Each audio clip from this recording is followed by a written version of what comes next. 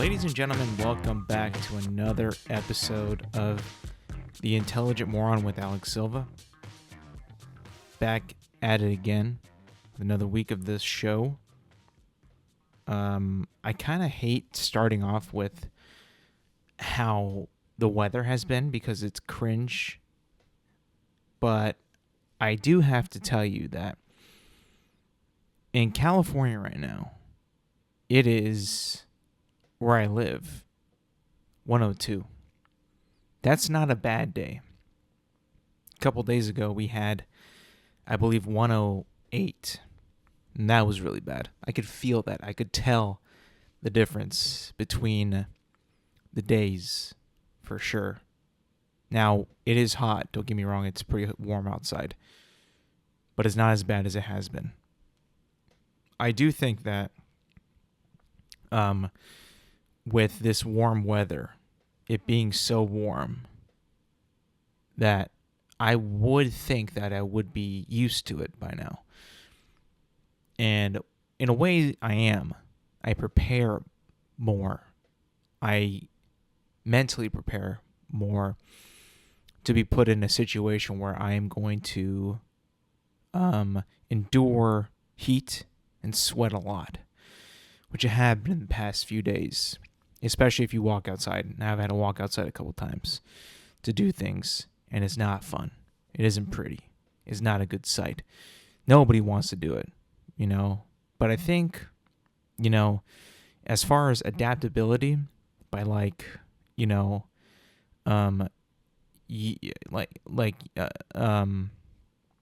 there's no way for you to naturally adapt. You just have to wear hats, sunglasses, potentially if you're going to be out there for a long time, sunscreen, maybe even a jacket. And this is what I will say. This is why I say that. And I don't think that this is correct, but hear me out here. There's got to be a reason why people in the desert, like in Egypt, Saudi Arabia, they wear long clothing, right? Like it covers your entire body. These guys aren't wearing shorts and a t-shirt or a tank top, right? They're wearing long clothing that covers their entire body. Now, I'm not sure if that's like the most breathable material. It might be. I'm not too sure about that. But I do think that, they're onto something. Maybe it's like super fine, breathable material that protects you from the harsh sunlight when it's like that hot. Now over there, it's like 125. Now that's not as hot as we don't get as nearly as hot here as it does over there. But still, I would think that it would be pretty much a good idea to maybe wear something that shows less skin in order to avoid sun damage to your skin. And also, I feel like if you take that out, if you take away the sun, the direct impact of the sun from your skin, it's better for you. Now, of course, that comes with a problem with insulation. The clothes that we have here, I don't think that we have the same type of clothing material as they do in desert countries like Egypt or Saudi Arabia or anywhere else over there, where people are, traversing desert, right? People who traverse the desert are not in, like I said, a t-shirt and shorts. They're just not. So maybe we need to adapt more here, develop some type of clothing that prepares us for the summer heat, where here in California, it's usually a very, very sunny, warm, dry heat, whereas in other places it might not be as sunny, maybe more overcast, a bit humid. Except for the past couple of days, there have been clouds that are forming over where I live, which is very strange because along with that came a little bit of moisture. It sprinkled a couple days ago while it was like 100 and something. And it's weird because the clouds were not in anyone's forecast. They just sort of appeared, which is bizarre to me. I feel like with the technology that we possess today, that we are able to see, the forecast, that exact forecast throughout the day, hour to hour. How come we could not predict any of that? And if we did, how come we couldn't do it fast enough to at least notify people that, hey, it's probably going to sprinkle or it's probably going to be cloudy today? I was looking at the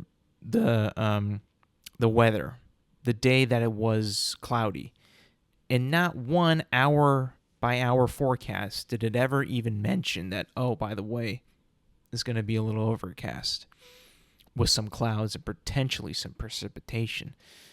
None of that was even there. I mean, I'm not a meteorologist, I'm not a weatherman, I'm not a climatologist, but I feel like whoever's in charge of that stuff should be updating it as soon as they get that information that this is potentially going to happen. I mean, we could see clouds, coming our way from a far, far away. I just feel like, this whole surprise cloud cover is like, why, or how did we not notice that? Or how was that not told to us that, oh, by the way, watch out, this is on its way. You might want to, be prepared for a little bit of precipitation. Maybe an umbrella if you're outside, or maybe even a jacket. Now, granted, that day, when the clouds did come in, it was pleasantly not as hot, because I would much rather take that, even though it was muggy, than being super, super oven. Because I wasn't out there for that long, so I didn't really totally experience it. But it was much more pleasant than being in the direct sunlight, which I experienced day to day. Like an oven, you walk out, wave of heat, and you're like, oh, dear Lord, this is going to be rough. And, I mean, if you're like me, and your body is very, very, very reactive to whatever is around it, I begin to sweat, so quickly, profusely, disgustingly, and I cannot stop. I really get it the most on my forehead and on my chest. Both in very, depending on what I'm wearing, very visible. If I'm wearing like a light gray shirt, boom, it's right there. I'm sweating. I'm a pig. I'm disgusting. I'm hot, right? Forehead, I mean, there is no way, shape, or form to hide your forehead sweat. The beads just start to appear all over your forehead, and you have absolutely nothing to do but to let it happen and just let it pour. No matter how many times, if you're a person like me, where it comes fast and hard and heavy and furious as it does for me, I mean, you're doing your very best, right? You're just like trying to, I have an itch on my forehead, and just kind of move it in a way where it's like you're pretending to itch yourself, but it's not an itch. It's straight up sweat, and you're like, well, nothing I can do about this now. I guess I'll be doing this for the rest of the day I'm out here, or the rest of the time that I'm out here. It's embarrassing. It's embarrassing. That's why I always say, hey, appreciate the cold weather.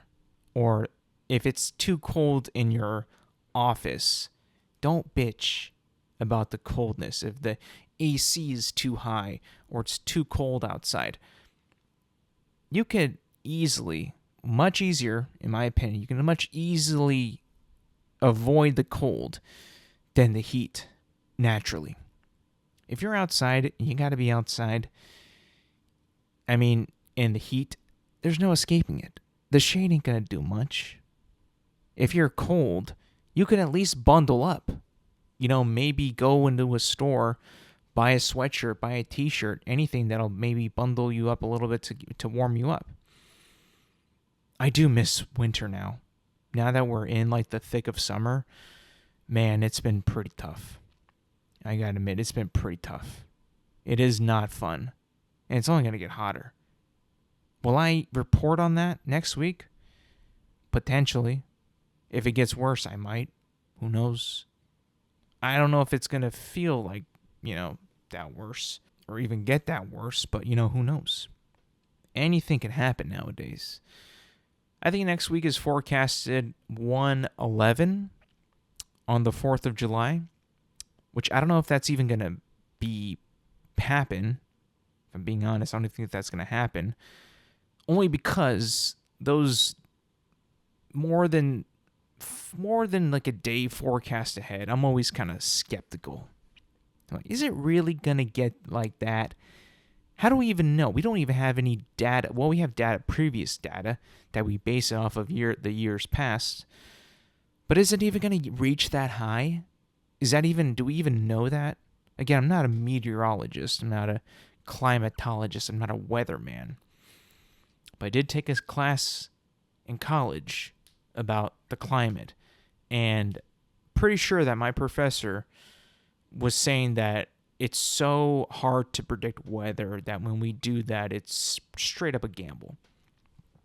It's straight up like it could change. I mean, it could change up to the day prior. And I truly do believe that. I truly don't think that, I hope that it won't get there to 111. I mean, that'll be insane. But I do think that it is much more unpredictable than what we make it out to be. We see that, the forecast, weekly forecast in our app and on the weather, on the news, and we're like, oh, there it is. That's what it's going to be. Hey, look at that. I don't know if that's, we can totally trust that now. Not calling it like misinformation, but it definitely is a lot harder to predict the weather the further you have, the further your outlook is. Like, you cannot tell me that it's going to be like, oh, it's going to be 107 on July 10th. You don't know. I mean, you could predict that all you want, but then again, it is a prediction. So I'm just kind of, beating myself over my own argument. I don't know. It's just like, that's what it's come down to. That's what I kind of realize of what's been happening. What's also been happening that day that I was experiencing that whack-ass weather with the precipitation, the clouds. I went shopping. I haven't been shopping in a while, in person at least, and I decided, you know what? My family is planning to go on a camping trip. And I was thinking to myself, like, well, I should probably, shop for some stuff that I'm going to need for that. I'm thinking like, some outdoorsy pants. So I went to go buy some. And luckily, very luckily, the place I went to, Eddie Bauer, had a 50% off sale on a bunch of their stuff. And what did I do? Well, I bought more than what I probably needed. I bought 3 pairs of pants and a sun hat. It cost me, I can't remember how much it cost, but it definitely did cost like over $100. But I'll tell you this, man. The pants normally were going to be $75, but they were half off each pair. I bought 3 pairs, so I'm not too disappointed at my spending habits or how much I spend. But, it didn't stop there. Before that, I also needed some other clothes. So what do? I go to the mall. I go to Macy's and buy some shirts, buy some pants. Of course, I'm not going to buy stuff at full price. I mean, Jesus Christ. I went in thinking that I could buy some Levi's pants because I'm a big Levi's fan. I like Levi's. They make quality jeans. I didn't even buy those because each goddamn pair of Levi's is $70. Now, of course, I think that they're great pants. I truly, truly do. And I would buy another pair, but I don't know if I'm wanting to spend $70 for pants. I feel like I hear all the time that, oh, they're on sale here. They're on sale at this time. I'm just going to wait for that. I'm just going to wait until they actually are on sale, and then I'll buy them then. because I think that it's still, a bit much to spend $70 on a pair of jeans.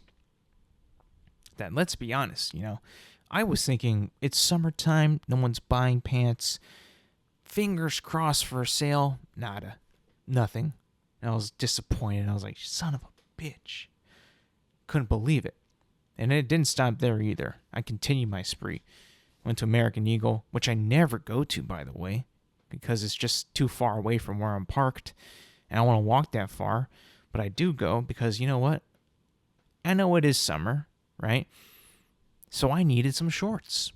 All the shorts that I currently have do not fit me because I've lost too much weight. So I was like, well, this is a fantastic problem to have, right? I had to go and buy some shorts just to replenish some that I had lost. And I bought some pretty good pairs. I bought 2 pairs, both on sale. You got to catch the deals because I think each pair was going to be like $50. I'm like, ain't no way that these shorts, which are half the length of the Levi's jeans, could possibly be $50. Like, honestly, I really do think that we need to take a serious look at how these companies are pricing their clothing options. I've seen pairs of shorts that are so much smaller than Levi's, $85. Like, I just want to know, like, what is exactly this these shorts made of here? Angel hair? Like, what is it? I have no idea what it could possibly be. I think that it actually is some of the most insane things to explain to anybody about how things work or how things are made and what their price point and value is. Like, you're telling me that this pair of jeans right here that has holes in it, has holes in the knees and in the thigh, and the pockets are messed up and the bottoms are all like threaded, that costs more than this perfect pair of pants with absolutely zero blemish and a perfect pair, great seam, great alignment. That costs more with the rips than without the rips. Care to explain? Oh man, because it's a style, it's cool, it's edgy, it's hip. And if you want that, if you want style, well, you got to pay extra.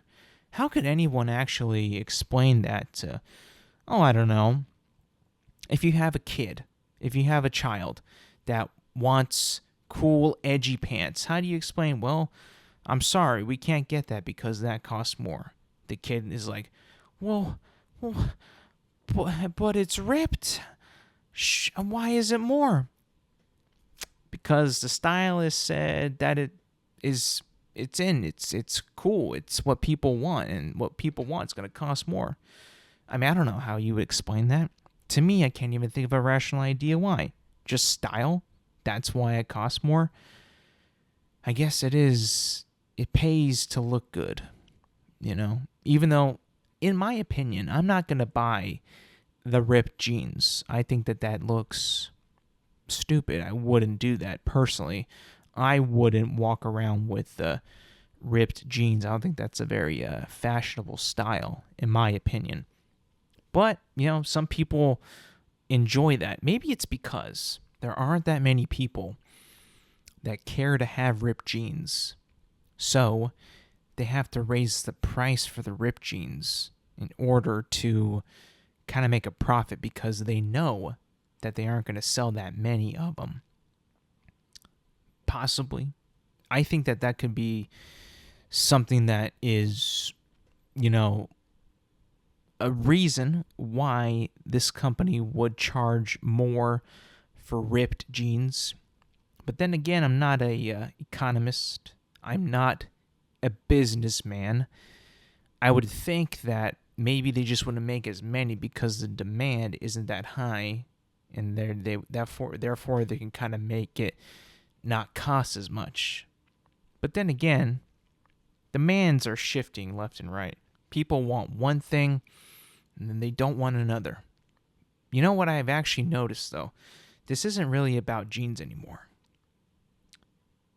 I've noticed that there has been a staggering increase of Teslas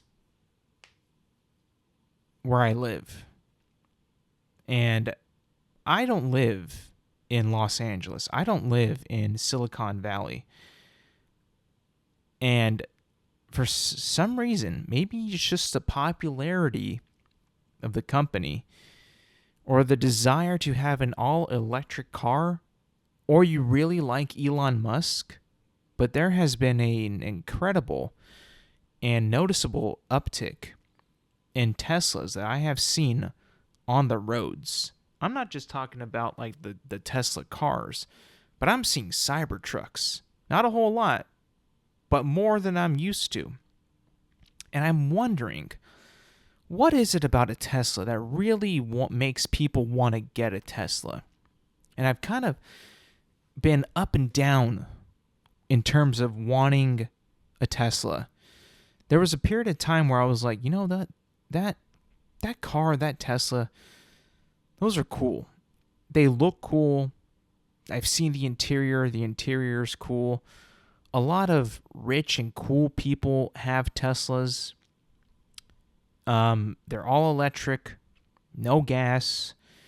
There's virtually no parts in it that need to be maintained, taken care of. There's no engine. So there's no pistons, there's no alternator, there's no oil, there's none of that, no fuel tank, no fuel line, none of that.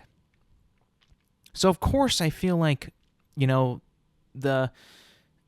the train of thought when somebody wants a Tesla is like, well, I would never have to get gas.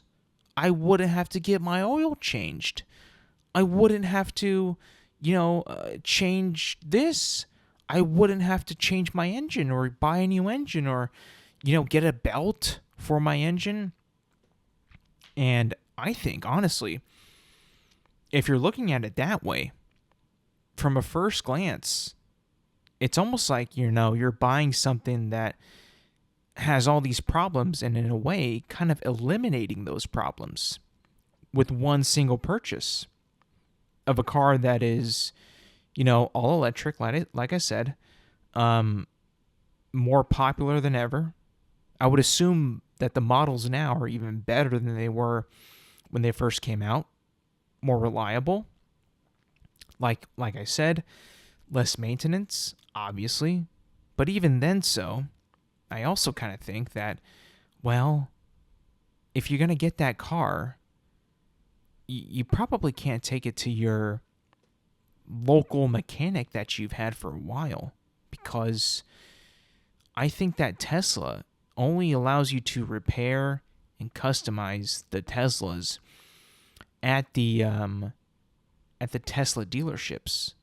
So I'm pretty sure that kind of locks you into only being allowed to have Tesla look at your vehicle, which, dealerships are always going to be more expensive than the mechanics out there, for the most part. But I feel like that kind of limits you in terms of having to do maintenance on your car, which could be a good thing or a bad thing, right? At least when it comes to trusting if the people repairing your car are, I guess, trained or know what they're doing. I'm pretty damn sure that the Tesla dealership mechanics will know exactly what to do with your car. But also, I feel like those guys also like to try to upcharge you quite a bit. I've had some experience with dealerships in the past, and that has happened to me a few times. Times where I have had to decline because I'm like, I can kind of read what you're saying here. We'll see. I always give them I'll think about it.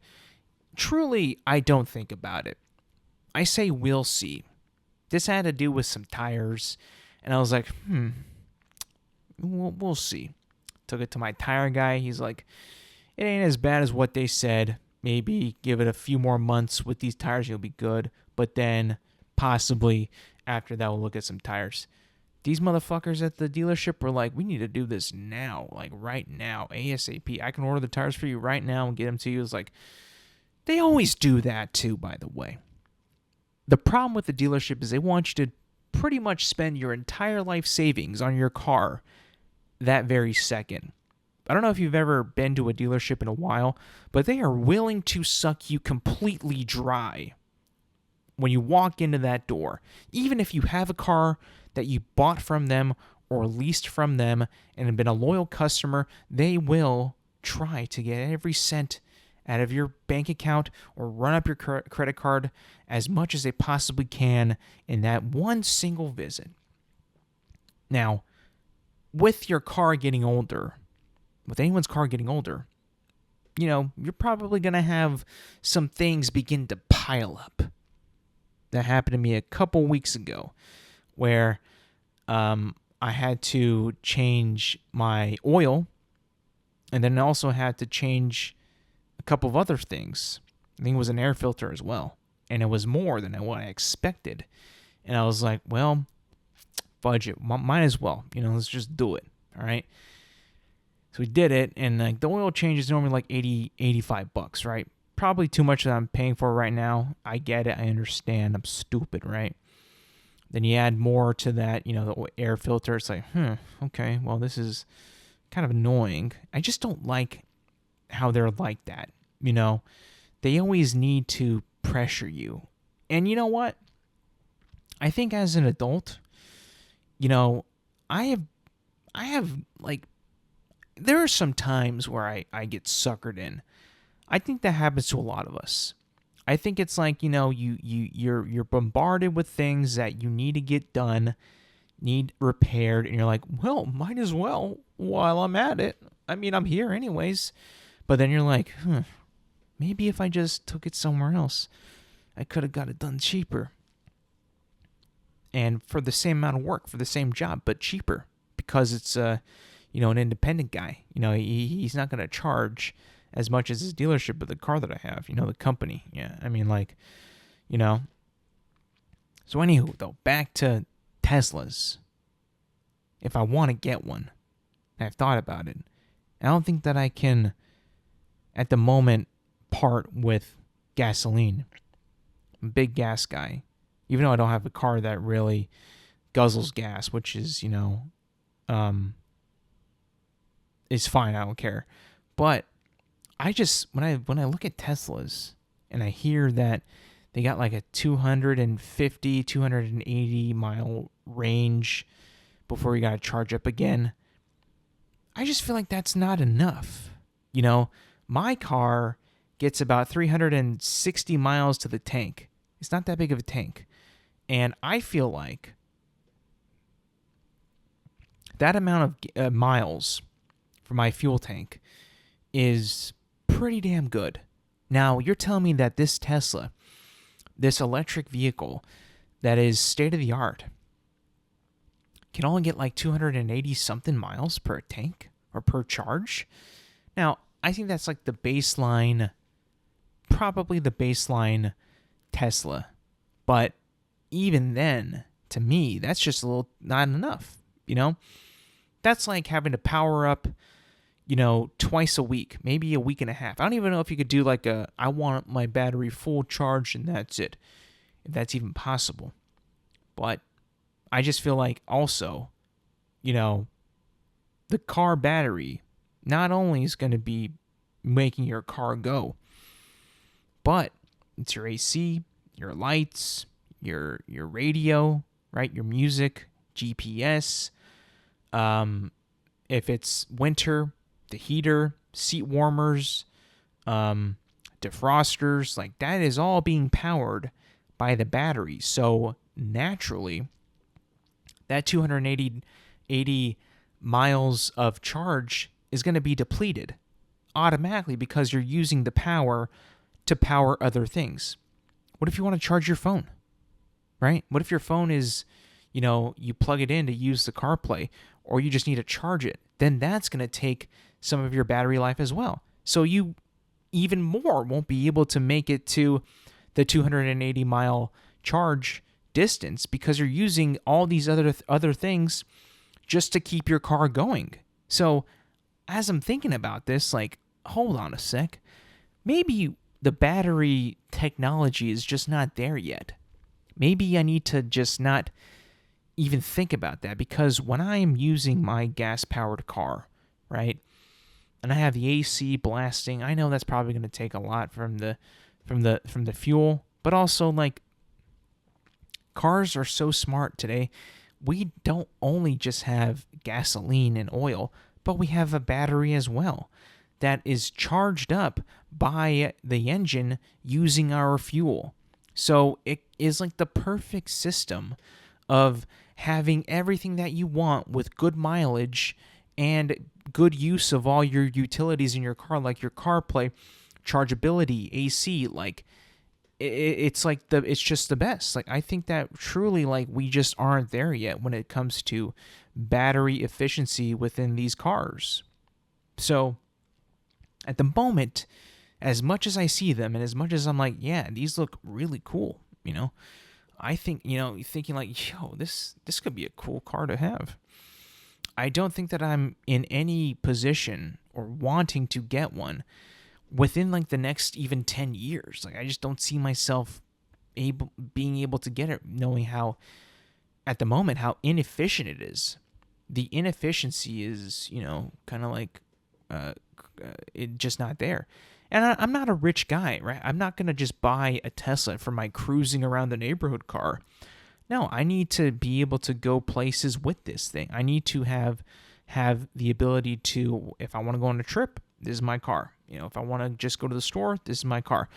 I don't need multiple cars. I can't afford that, If I could, I would. And I would get the best one possible, which I would hope would have more than a 280-mile range per charge, I don't know. I just feel like, I see them and I'm like, yeah, that would be cool to have. And they're more affordable now than ever. It's like, well, you know what?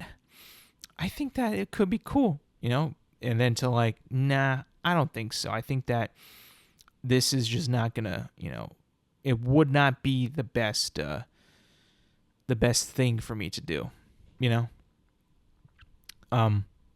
Moving on to some sports. Big news in sports this week.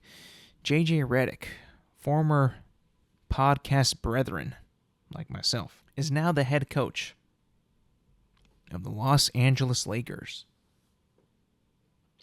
And he made it very clear that he is now done podcasting. He's now no longer a member of the media. He's no longer a podcaster like myself. He is a full-on head coach in the NBA. And this comes after the Lakers could not land Dan Hurley from UConn. And by the way, Dan Hurley was the Lakers' top pick, and Dan Hurley denied it. And I never talked about this, but I'll just give my thoughts a little bit on here.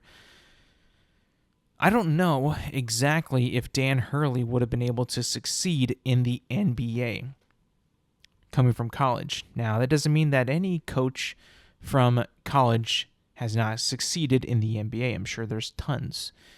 But I do think when you come from college as a head coach, whether it be basketball, football, baseball, you don't really hear much about it in baseball. But basketball and football is a big jump between, being a collegiate athlete and a professional athlete. I do think that collegiate coaches don't really have the success as they do in college because the lack of control. I think that if Dan Hurley got the job, he's a good coach. But just looking at it from an outsider's perspective, looking what has happened before with Urban Meyer, Chip Kelly, right? Billy Donovan, even though Billy Donovan has grown into it. It took him a while to get there, but he grew into the NBA. Coming from, I think it was from Florida. He's grown into it. I think that if Dan Hurley was, going to get that job as the Lakers head coach, it would have been the biggest reckoning of his entire career. Number one being in the NBA. Number two being on the Lakers. Number three, having LeBron James on your team. I say that because I think that, that is just so much on you when you're coming from college to the NBA. That would be an incredibly, almost like not a setup for failure, but like you are going in, you are going in head first on this. Like you essentially are probably going to have really, really bad first year with what you're up against with NBA teams, LeBron as your one of your players who has so much control, the Lakers as an organization, what they expect out of you. That is a crazy, crazy thing to take upon. And not saying that he isn't, strong enough to do it. I think that he is strong. But maybe there was a reason more than what he said when he declined the Lakers head coaching job. And then we get JJ Redick, who I think is, just from his podcast, one of the smartest guys to talk about basketball in the modern day. Now, I've heard him on ESPN. I've heard him on his podcast. And he had two podcasts. The Old Man of the Three, and then the one with LeBron James that lasted like maybe 5 episodes. I don't even know the exact amount, but it was very short-lived. And he's very, very, very knowledgeable on the game of basketball. And he's very knowledgeable and very aware of what, from his podcast, what people like me, fans, think of the game of basketball.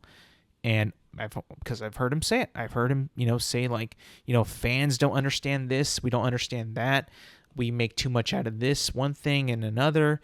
I totally agree. Like I said, JJ Redick is a smart guy. He's incredibly smart.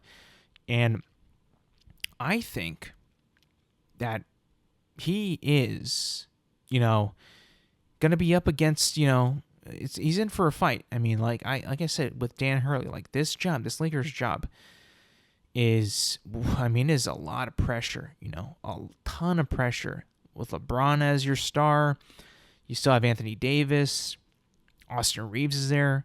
The pressure of that franchise wanting to win now. LeBron potentially to sign a 3-year max deal, so he's going to stick around, potentially.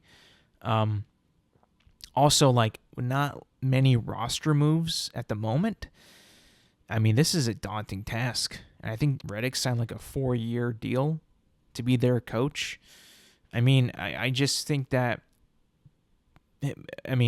because he's so smart with basketball and very knowledgeable and seems like he gets along with players very well, I feel like he is best equipped to do the job over Dan Hurley. Dan Hurley would have been a blockbuster signing just because of the name and what he did in winning 2 national championships with UConn.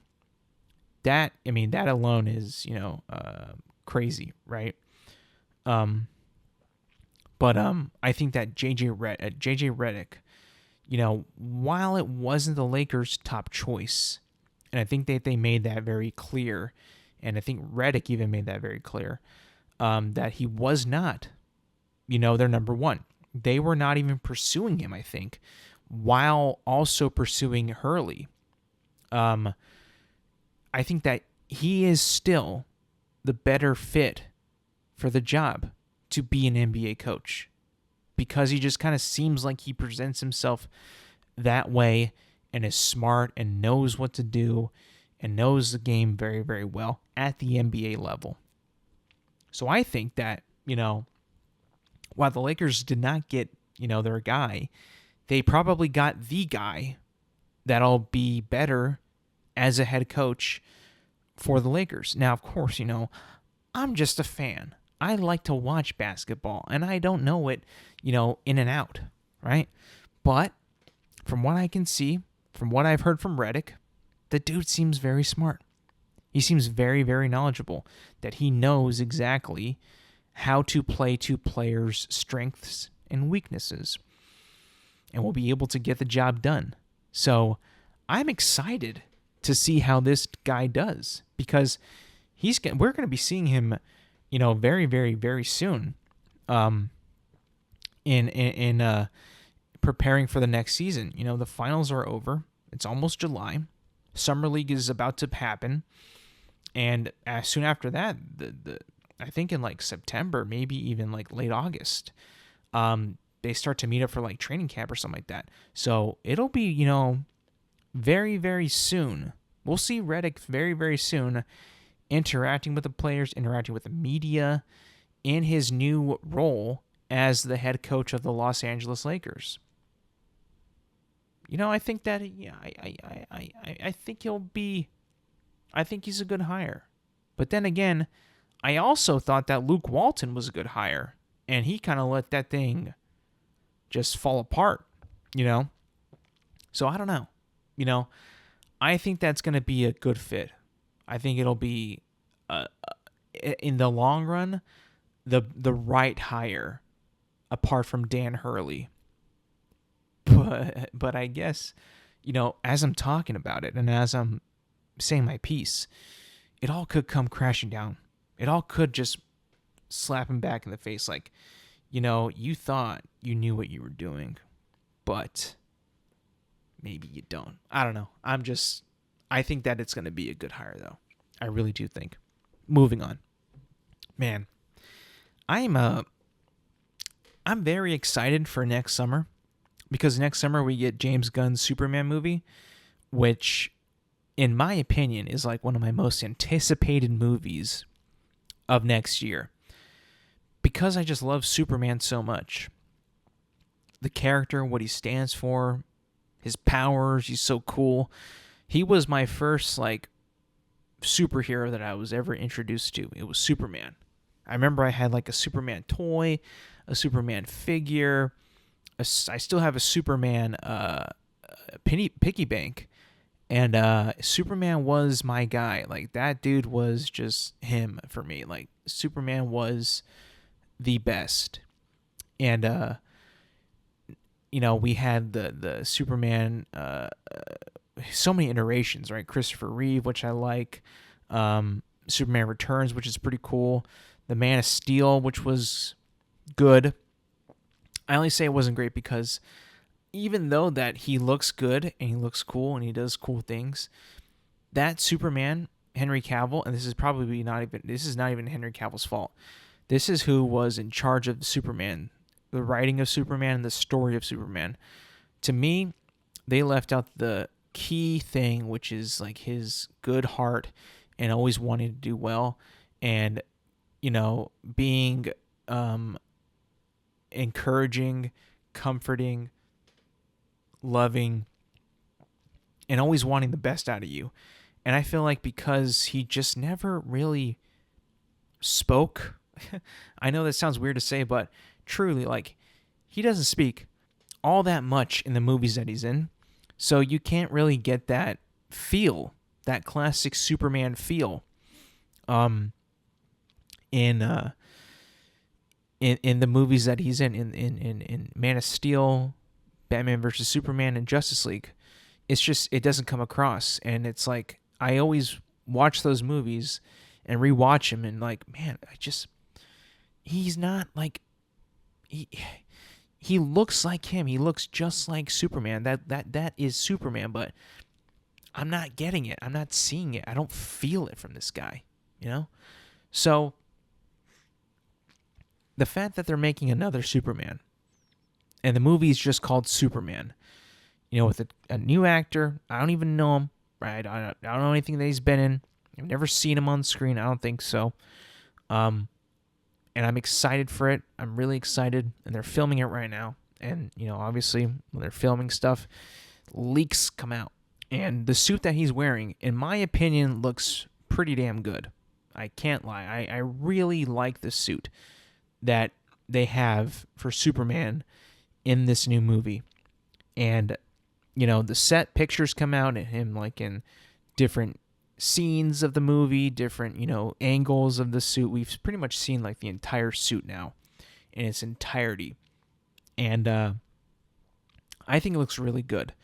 But there's a lot of people out there that really, really, really, really don't like that there's a new Superman. Like, there's a lot of people online that if you just go into the comments of anything that has been posted about Superman and his new suit, his new look, the new guy who's playing him, I think his name is David Cronenworth, I think. They do not like any of it. Like, they straight up hate what it looks like.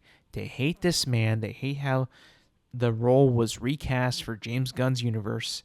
They really hate it.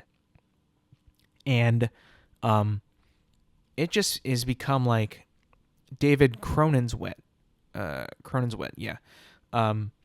They just really cannot stand it. They hate everything. They compare it to Henry Cavill's suit, and it's just like, dude, like, what the hell is the matter with you? Like, why do you guys hate this so much? Like, yeah, you're basing it off of, some still images and as someone who hasn't even performed yet. Like, it's just pictures of the dude in the suit. We haven't even seen him act yet or play the character or do anything Superman yet. And these guys are just like automatically saying this is an L, this sucks, Henry's better, Henry's suit's better. It's like, whoa, I mean, I don't know. I just feel like, we got to give this guy a chance. Like, we can't totally just be like, nah, this guy's going to be shit. Superman is dead. The suit's shit. I for one, like the suit quite a bit. I'll be honest. I think that it was just kind of wild, like, because these pictures just came out this week. And if you go on X or Instagram and you see them and you see the comments, holy shit. I mean, it is abundancy of hatred. Maybe not like real hatred, but like, I don't like it. Yeah. Internet hate, right? It's just that, on every single thing. And it's like, God, here we go. These fucking nerds crying and bitching all over again. Over what? A guy in a suit that we haven't seen any of the movie yet. Not even nothing. We've seen absolutely nothing but just still images. I don't know. I just feel like sometimes these nerd communities can just really just be like, oh, why? I like Superman. I like all this shit. Why is this such a battle, between Henry Cavill and this guy? The Zack Snyder movies and this. Like, I feel like also, like, there was a lot of people that came out of the Zack Snyder movies being like, it was cool, the action was sick, but it didn't feel like Superman. I feel like I'm not alone on this, that there's a lot of people that walk out of those movies that after they watch those movies are like a bit of an emptiness, like, yeah, it was cool, but not really Superman. Like, when I watch that, I just don't really get that feel that this guy is Superman. I don't know. It's just like, it's a big thing that's just missing in those movies when I watch them. And I kept hoping and praying that maybe, just maybe, they'll have him say things and be like Superman and save people and do it in like a proud and like caring way. But it never happened. It was just like gloomy and Martha and yeah, it's just like, it was cool, but it didn't feel right. I don't know, man. I'm not trying to say that that I'm that Henry couldn't do it. No, I mean, I thought that Henry Cavill could have done all that. They just didn't let him do it. For some reason, like, Zack Snyder like had like this vision, like, I want to make it dark. I want to make it like, he's an outcast, and I want to make it like he's like, just doesn't say much or doesn't do much, because he doesn't really do a whole lot. It's kind of weird, you know. And for some reason, they just kept with that whole same through line, and like that this is, you know, his universe, and this is how we're gonna go. And, you know, each movie that came out, you know, they got less and less confident on what his vision was, and then they took him out. And then, you know, he makes Rebel Moon, which nobody really likes. And it's like, you wonder, like, how's this guy still making movies if, like, turns out no one likes him, you know? There isn't that many people that like his new stuff. You can go on IMDb and look at Rebel Moon, and you're not gonna find like a I'm blowing it out of proportion, or, you know, it's you know, not it's a fringe opinion. No, like, go on them. They're not highly ranked at all, or highly rated, or highly praised at all. I don't understand what the whole big deal is. This guy just can't make good movies, I guess. I don't know. What's the deal? And they keep giving him more shit to make. I don't get it. I truly don't understand it. Zack Snyder's role in Hollywood is so confusing to me. Like, how does this guy keep getting new jobs when his movies aren't that great? I just don't understand. I really don't get it.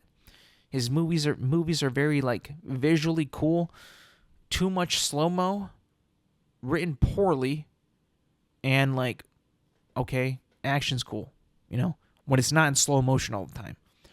But yeah, I mean, I like the suit. I like his new suit. I really do. It brings back the classic vibes, and I want that. I just want a classic Superman film. And I think that's what we're gonna get, I hope, and I think that's what, you know, that's what I need, you know, as a person, and as a fan. I need that. I really, really do need that.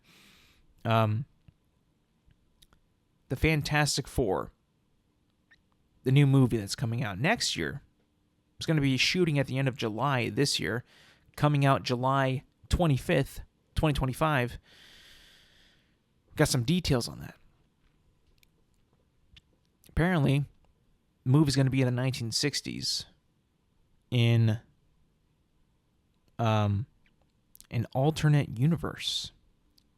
The Kevin Feige addressed that the Fantastic Four will be in the 1960s, taking place in there. So, in an alternate reality, which I was like, really? That's weird. Now, based off this is, you know, because, like, we were pointing out that when Marvel put out a poster of the Fantastic Four, a second one, it was of Johnny Storm, who's the Human Torch, flying in the air, making a number 4 with his fire trail in the sky. And in that same poster, there's like a skyline of a city that looks like a not very, you know, it looks different, right? It's supposed to be New York City, but it looks a little different. That wasn't like a stylistic choice, apparently. Kevin Feige has said that it actually is in an alternate universe. So it's New York, but not the one that you're familiar with. Our New York. Now, our New York is currently in the current MCU, which is where the Avengers and all that shit, you know, is. So this is alternate. This is a different reality. Different, you know how fucking Doctor Strange is, like, you know, in that movie No Way Home, like, there's different realities. That's why there's different Peter Parkers and stuff like that. I'm guessing that this is a Fantastic Four that is in a different reality from the main MCU's timeline and universe, I guess, reality, whatever. So that actually makes me think that, is this movie going to be a total reset in a way that would make sense? Like, if it's going to be in the 1960s and the Fantastic Four are in it, does that mean that we will be essentially rebooting Marvel in a different reality, in a different universe, and starting over with the Fantastic Four? And then I guess as if they continue to go in that, to make more movies in that current universe and go, further down the time, introduce new heroes, maybe even the same heroes that we had in the current MCU, now in this new MCU reality, and kind of start over. Kind of like almost in a way, reboot. Now, I don't know if that's going to happen. If I'm Kevin Feige, like, I am not letting, I'm not losing the opportunity to have the Fantastic Four fight alongside Spider-Man, right? Tom Holland's Spider-Man in my universe. But, I mean, it does seem like they're going to go either that way, or Doctor Strange does some wacky shit where he brings them out of their world, and now they're in our world, and with the current MCU timeline. That kind of seems like it might be a possibility. Like maybe his circles interfere with like time and space, so he was able to bring the Fantastic Four from their worlds, the 1960s, into our modern world, almost like a Captain America again, where he was frozen in the 40s and then woke up in the 2010s, right? But in a more magical, mystical, and quicker way, right? Something tells me that might, be the thing, because it taking place in the 60s in an alternate reality is either they're just going to bring him in, pluck him in, or reboot from that reality's 1960s. Possible. I don't know. It got me thinking, though. I was definitely kind of thrown off. I was like, that's interesting. I knew it. The feeling was, at least the promotional art was vintage, but alternate reality, huh? I don't know about that. I definitely did not see that coming, and I was like, why is this like that? I don't know. And now that these people pointed it out, like, oh, the skyline in the poster is like not like ours, and how Kevin Feige was like, oh yeah, I was wondering if anybody would actually catch that. It's not our reality. It's a different one. Was like, oh, for the love of Pete. Like, what are we doing? All right, last thing before I skedaddle. Couple more movie things. Actually, one more movie thing. The Harry Potter TV show that's coming out, which is not a new show, not a continuation, not a spin-off. It is Harry Potter, the books being adapted to television.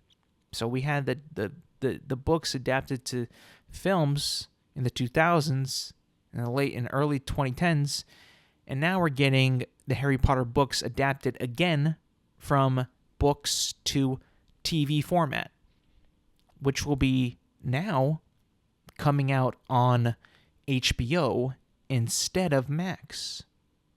Now, this is kind of interesting news because, well, I always, we live in a day where streaming was the golden boy.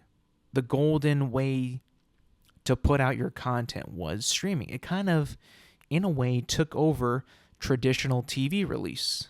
And with the news of this show, which will be possibly their biggest show ever, maybe not in terms of budget-wise, but definitely their biggest show popularity-wise, this new Harry Potter remake into a show will be their biggest show. For them to decide to put it on HBO and revert it from it being on Max is, in a way, me thinking like, are they losing their confidence in Max? Like, does Max not attract enough people for them even to not want to subscribe for Harry Potter? I just don't really understand, like, what exactly their motive was. They said that it's going to be, their new strategic move in going forward with, like, streaming and television. Like, it's still going to be on Max, but it's also being promoted as an HBO show. Maybe it could be branding. Like, maybe HBO, has a better branding and a better recognition, more notability or notoriety than Max does. That could possibly be it, because I feel like Max, while it has some very quality stuff, like a very, very quality originals and stuff like that, and just a big selection of movies and TV, I do think that if you put HBO's Harry Potter, it does kind of sound more, ooh, that could be really good, or ooh, that's going to be good, or ooh, the quality's going to be there. I feel like, I don't know, maybe it could be like maybe saying that, well, our big shows are going to be on HBO. Our big shows will be titled HBO's blank. And our not so confident, maybe lower budget stuff will be on Max only. Because just because it's on Max originals do not show up on HBO. I'm pretty sure. Like, I have not seen like a Max original on an HBO time slot on like Sundays or whatever. I think that might be why. I think that because they have like a dual threat with HBO, the TV channel, and Max, their streaming service, that they could just call it HBO's Harry Potter, put it on a time slot on a Sunday night, and then it also be on Max, is like more of like a, ooh, we have to watch on HBO. It's high quality. I think that might be it. I don't know. Maybe they just don't have like confidence in the brand of Max and wanted it to be called HBO's Harry Potter. That's what I think. It's a good idea, I think. It kind of brings back, television. It brings back the traditional sense of, ooh, HBO's got some good content. Like, let's check this out. We're going to wait. Almost like a, Game of Thrones, House of the Dragon type of, we got to check this out on TV. This is going to be on TV on HBO. We got to check this shit out. I like it. I think that it actually sounds like a stronger title when it's on HBO than it's on Max. For some reason, I just feel like Max is weak. It just doesn't really seem like a strong title. I don't know what it is about it. I think the guy who made the shots on this is correct. It being on HBO or titled HBO's Harry Potter, in my opinion, is actually a smart move if you really think about it. And that's going to be it for me today, people. Thank you for listening. Thank you for watching. Remember, you can find this podcast on Apple Podcasts, Spotify, and YouTube at Intelligent Moron with Alex Silva. New episodes drop every Thursday morning. Make sure to like, subscribe, rate, review, and do all that good stuff. And yes, thank you for listening. Thank you for watching. And I will see you guys next week.